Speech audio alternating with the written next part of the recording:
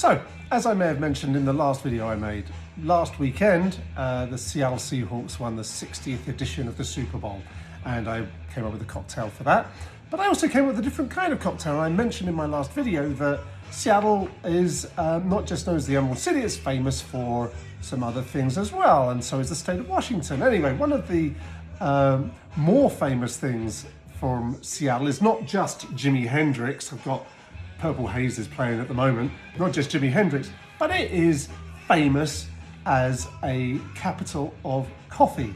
And in fact, here you see a t-shirt with the image of the first ever Starbucks, which is down by Pike Place Market. I've looked at it, never been in there. It doesn't look that exciting, but it's kind of cool that it's from Seattle, I suppose, no matter what your feelings are about Starbucks. So on top of that, Washington state itself is quite famous for cherries.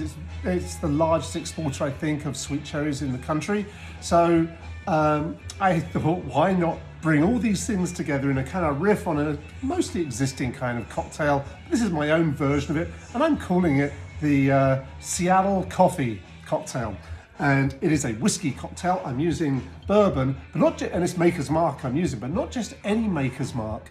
It's this one. It's the special Seahawks celebratory 50-year celebration Maker's Mark, brought over around Christmas time by my friend Mark.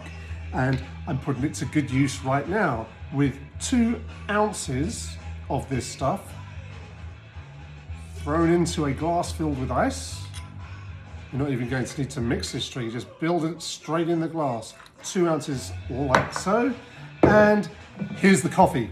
It's Kahlua. You can use any coffee liqueur. This is the one I have, and it does very nicely. Thank you very much. 1 ounce of that, so it's a 2-to-1 ratio. Next, because basically any drink is better with bitters. It kind of sounds like a slogan, doesn't it? Better with bitters. Well, yes, I'm using just a dash of Angostura bitters thrown in like that, and it will get mixed in by the kind of main cherry ingredient I'm going to put in, which is cherry Coke. And I have to say, I was dubious at first, but it is a very good combination.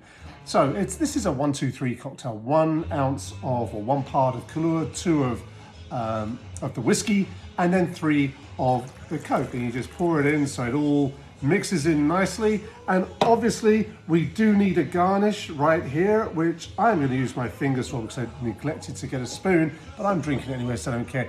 Not good behavior typically if you're making a drink for someone else that you don't know very well. Let's put 1 cherry in, like so. That is delicious stuff. But let's see if the cocktail's any good.